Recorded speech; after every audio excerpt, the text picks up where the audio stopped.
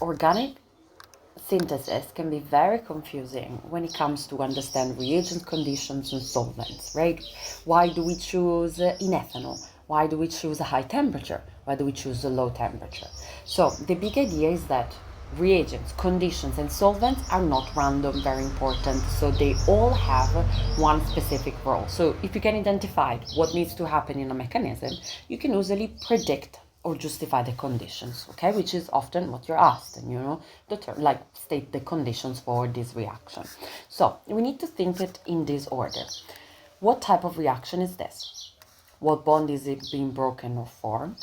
What does the reagent need to do, and what condition help that happen or prevent side reactions? Okay, so in terms of a type of reaction, and here we need to know the reactivity of mechanism of different functional groups, right? Alkenes, they react as a nucleophile. Yeah, they are unsaturated, so they can only do addition reactions. Okay, haloalkanes, oh, there is a electrophilic carbon center. So what can happen? Oh, it can react with a nucleophile, or it can react with an elimination because it has the adjacent hydrogen available. So we need to think also in terms of functional group.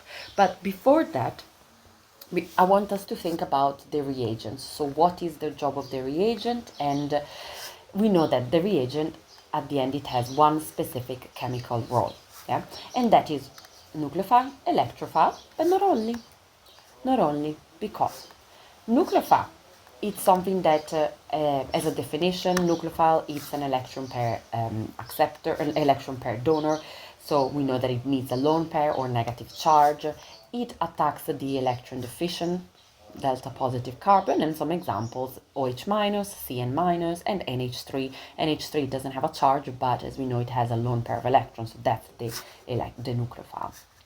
Electrophile, it's opposite, and so it's electron deficient species. So it's as a definition, it's a electron pair acceptor. Okay, and example, something positive. Okay, the Br2 is not positive, but it can be polarized because it's a large molecule. So induced dipole is what causes the bromine to become delta positive, and that's where it can act as an electrophile. Okay, but there are some other reagents that we need to have very clear, and also that are different from nucleophile and electrophile. So oxidizing or reducing agents. Okay, oxidizing agent is something that increases the oxidation state. We can think it in different ways, either as addition of oxygen, loss of electrons, or increase in oxidation state, whichever definition you're more familiar with. Okay, and reduction is the opposite, which is decrease in oxidation state, gain of electrons, or gain of hydrogen, loss of oxygen, whichever definition is more useful. I do think that the definition in terms of oxygen and hydrogen, it is a bit more useful to visualize organic chemistry, but whichever you're more familiar is okay. But other types of reagents are acids or bases. So the role is different than a nucleophile, and this is what we need to observe in looking at what happens, because an acid is a proton donor, but a base a proton acceptor, or something that gives the OH minus, because OH minus does gain a proton. So this is often what controls whether it's a substitution or an elimination mechanism. Basically, we need to ask, looking at the reagent, looking at the organic molecule and the product, we need to think about, okay, what has changed? Yeah, if we have an H plus or OH minus, what is that doing? Is it protonating, deprotonating? Is it attacking a carbon or something else? So we need to think about what is the role of the reagent. Okay, this is useful because it can give us an idea of the type of reaction. So if it's if the first step of the mechanism, or if we have, the organic substrate and it reacts with a nucleophile, the mechanism, it would be nucleophilic something. Yeah, same for electrophile. If we have the first step involves an electrophile, then it's going to be an electrophilic. something. Okay, and that something, what can it be? It can be substitution. It could be addition, elimination, or it can be addition. Okay, oxidation, reduction. Yeah, this involved the not electrophile nucleophile, as we've seen. Okay, and then the others are just slightly different. So let's move on for a moment. Okay, so if we think about now the conditions, we need to think about what they control. So conditions are things like temperature and pressure, but heat matters. So heating, cold, or excess reagent, we need to think about those are being the conditions. Okay, so conditions, what they do, they control the speed of the reaction, the direction, so if it goes, if it's a reversible reaction, if it goes towards the product or not, and selectivity in the sense that is it doing elimination or is it doing substitution. Okay, so there are some key conditions and key choices that needs to be explained, and hopefully this will give a little bit of clarity on the conditions. So heating and reflux. Now, heating, of course, just like increasing temperature, but reflux is very important because it prevents the prevent the loss of volatile reagents, which means that the first thing to ask is which type of substrate do we have, which type of molecule. Is it something that has a very high boiling point, or something that has a low boiling point? So here we need to revisit intermolecular forces. Yeah, if it's an alkene, well, that's going to have a very low boiling point. It's a very small molecule and doesn't have strong intermolecular forces, so reflux is going to be required. Okay, some reactions that can also be very slow, right? So of course we need to provide heat. For example, if you look at a reaction and you see that a lot of bonds are being broken, then we know that we're going to need heat because we need to overcome the activation energy, yeah, which is the energy required to break these bonds. Okay, so we need to see what is the change of the reaction. Yeah, are there bonds being broken? In that case, okay, we're probably going to need heat. Is there a volatile organic molecule? Then we're going to need a reflux to prevent the boiling away. Cold conditions, they're used for opposite reasons. Is the reaction very exothermic? How do we know if it's very exothermic? Well, maybe it's because there are more bonds that are formed than broken. Okay, but it's also possible to use it in very slow reactions. Why? Because cold slows down the reaction, isn't it? So why would we want to slow down the reaction? Maybe it's too reactive. Yeah, maybe there could be overreactions or side products. Okay, so this helps preventing overreactions or side product. This is common in electrophilic addition and aromatic reactions. Okay, so I know it's difficult to predict, yeah, but we can think about. Only few examples will have we want to slow down reactions. An example is nitration of benzene. And anything that has to do with the nitrate. Why? Well, because nitro could give explosive side products. So we probably want to keep the temperature very low to prevent the very exothermic reactions. Okay. So heating and cold. Cold, there are only a few examples. So most of the time we're going to see heating, but it could be it's very useful to understand it, just in case you have a question. Why is cold temperature used? Or why for nitration you need a low temperature? Yeah, it's to slow down reaction, yeah, or to prevent overreactions or side products. Okay, or if the reaction is too exothermic. So these are two conditions regarding temperature. But we might want to talk about the reagent. Why sometimes we need excess and sometimes we don't need excess reagent. So what an excess reagent does, well, it's simply that pushes the equilibrium towards the product. This is very common in substitution reactions with ammonia or alcohol. Why? Because the product of, for example, a substitution with ammonia, it's an amine. An amine is a nucleophile. It would react further. So we wanted to push the equilibrium towards the product side, which is the primary amine. Okay, meaning that we want to use excess reagent. Okay, so that's the reason why sometimes excess is used. Okay. Concentrated versus dilute. This is the most common for elimination or substitution reaction, in the sense that this kind of controls what reaction takes place. In fact, when we use a concentrated acid or a concentrated base, the elimination is more likely. Whilst at dilute aqueous, substitution is more likely. Okay. The next thing to talk about is solvent, and this then can be confusing, but it is all down to intermolecular forces at the end, which is really the core concept behind organic synthesis. Why water? Why ethanol? Which has to be used? Now, you need to think first of all, what does the solvent do? The solvents are chosen because what it does, it dissolves reactants. It could stabilize ions or intermediate, and it might control which mechanism occurs. So here we don't have to go into too many details, but we really need to think about which solvent do we use? Well, it depends on which reagent and which substrate do we have. Now, water, what it does, it's very polar, isn't it? So water, it stabilizes charged species. But here, remember, it's nothing new. We know this because water is just very, very polar.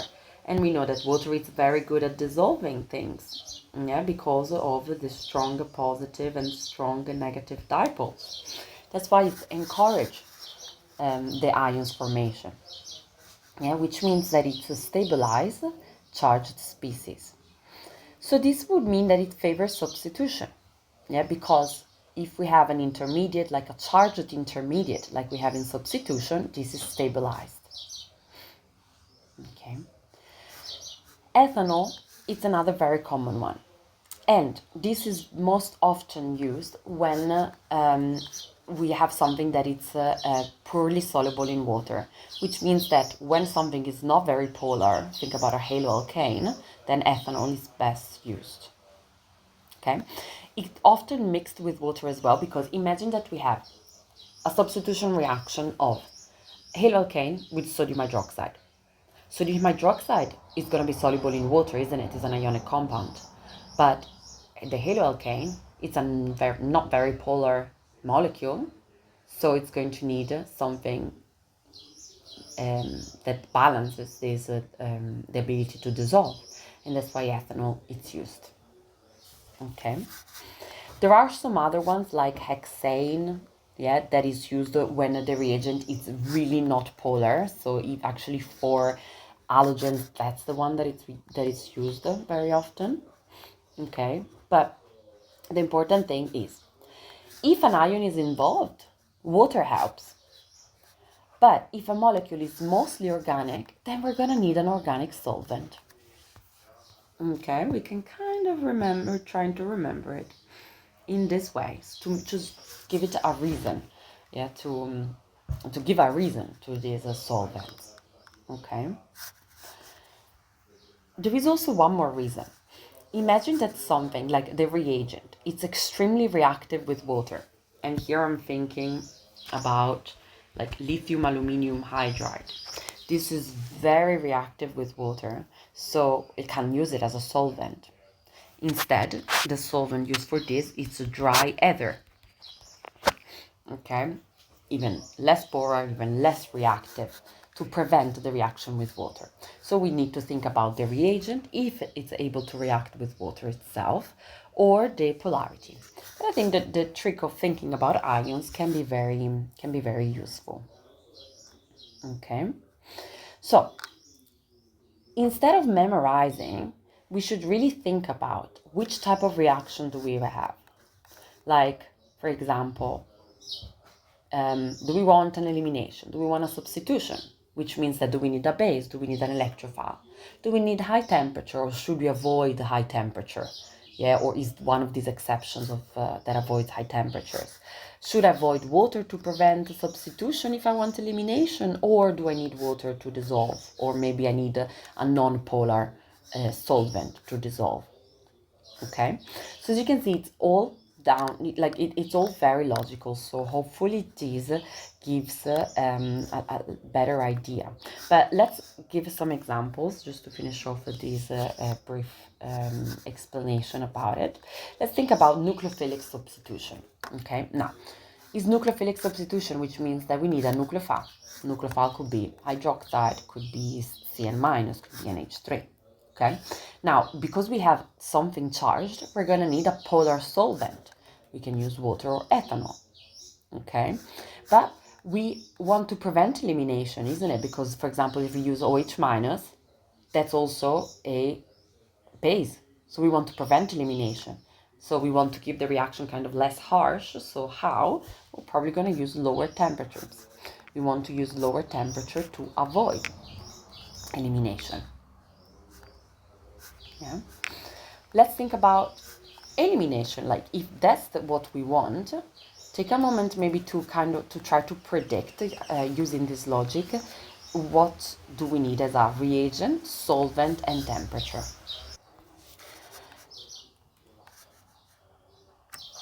So we need a base if we want elimination. We know that high temperature favors elimination, so we can suggest that. We can be vague about the temperature unless it's really clearly specified in your spec. And then often concentrated solution for elimination. So you can see, even if you're unsure about it, you can, using this logic, predict the mechanism. Okay, let's think about electrophilic addition as another mechanism. What reagent? And remembering that electrophilic addition, it's done to aldehydes and ketones. So let's think about the reagent. Let's go. Electrophilic addition is an alkene, of course. What was I saying? I was thinking about nucleophilic addition. Maybe we can do the comparison for that.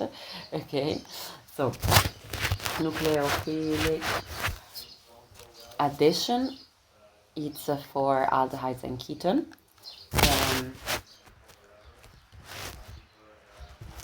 And for electrophilic addition is for alkenes, exactly. So let's try to put them into comparison to try to predict the reagents, the conditions.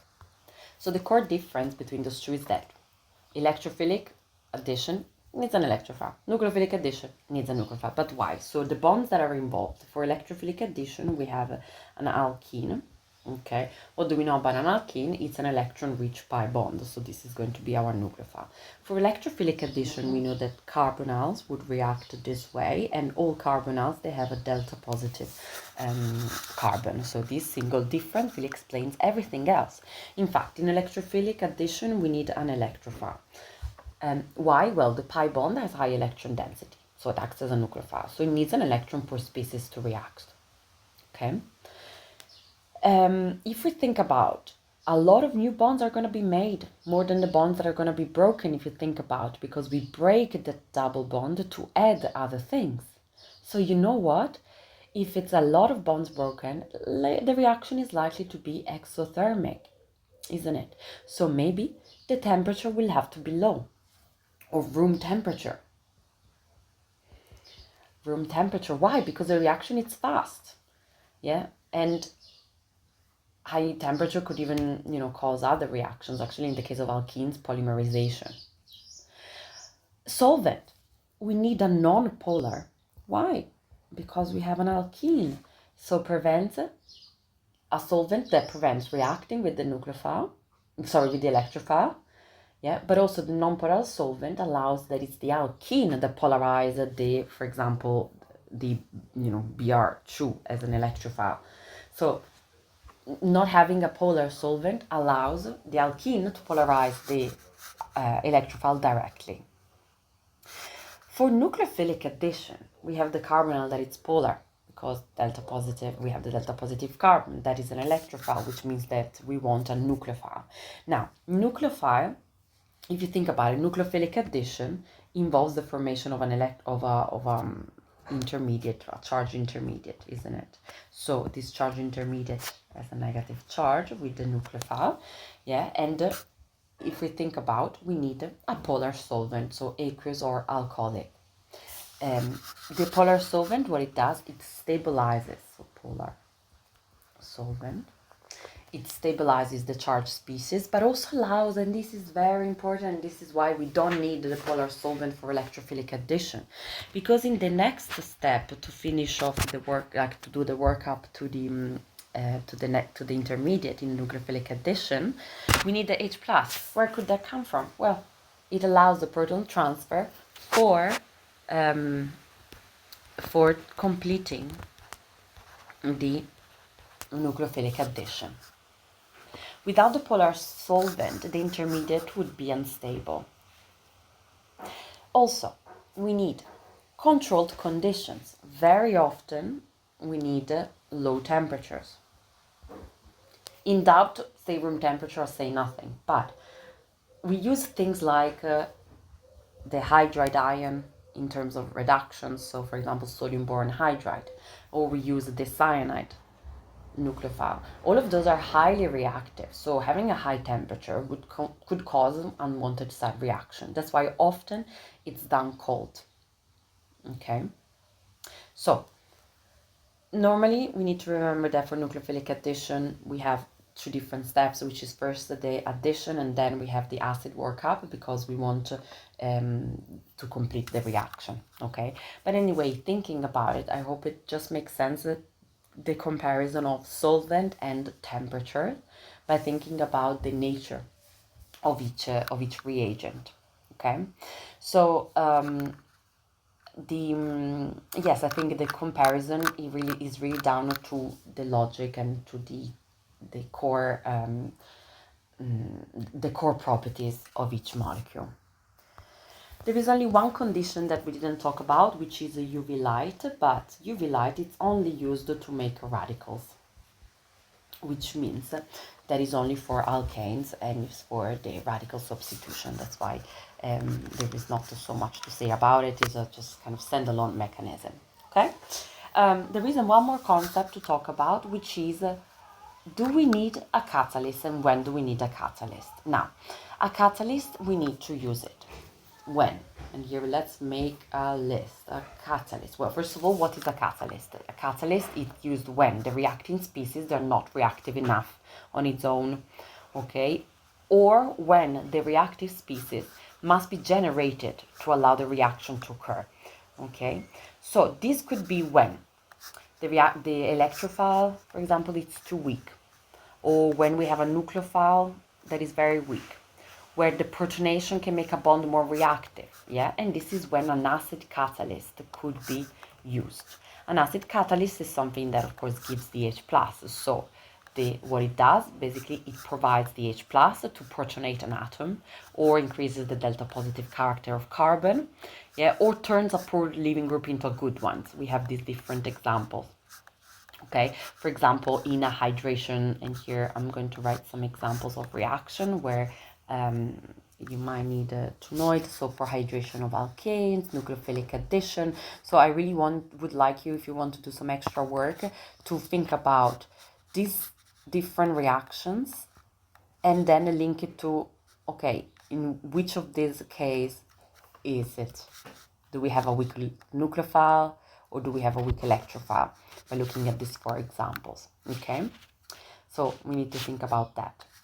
But sometimes also a base catalyst is needed. So we can think about, okay, when would a base catalyst be used? So it's used when a proton must be removed, or when we need to generate the nucleophile, or when elimination is required. Because a base, what does it do? It removes the DH+. Yeah, so it really promotes elimination. What it does, it could also like drive the reaction, like shifting the equilibrium. Okay. Some Examples are elimination and hydrolysis. Again, I would like you to maybe look at your notes, draw out the mechanism for an example of elimination and alkaline hydrolysis, or just the reagents, and see how it's linked to, oh, why does the base catalyst help? But we have more than that. We have heterogeneous catalysts. Heterogeneous catalysts, they are solid catalysts. Okay, so solid catalysts, they are used when we have a gas-gas or gas-liquid reaction that is very slow, and when the bonds need to be broken in the surface. Now, there are only very few examples to know, yeah, and the two that you've probably seen before are hydrogenation of alkenes and the Haber process, yeah. So as you can see, it's a very distinct reaction, gas-gas, gas-liquid. And this helps because what it does, and here I'm linking a little bit to how the heterogeneous catalysts work, it provides a surface area for the adsorption, weakens the bond, therefore lowering the activation energy. And lastly, the other type of catalyst that we've seen is the halogen carrier. Now, an halogen carrier, it's used when the electrophile is too weak to attack directly. And this, I don't know if you recall where it's from, benzene. Yeah, an example is benzene with bromine. Yeah, to form a bromobenzene, we need the halogen carrier. Yeah, because what it does, it generates the strong electrophile, Br+. So here I would invite you to look at how the electrophiles are generated in all of the electrophilic substitution reactions of benzene. Okay, so these catalysts, yes, we do need to remember, but again, we need to ask questions like, is the reagent strong enough? Does the mechanism require protonation or deprotonation? Do we need to increase their activity? You know, is a more reactive electrophile needed? Like we know benzene is super stable, so well, probably we will need something more reactive. And this can give us hint of when a catalyst is used. Okay, so I hope this helped, just to give a bit more logic to organic synthesis.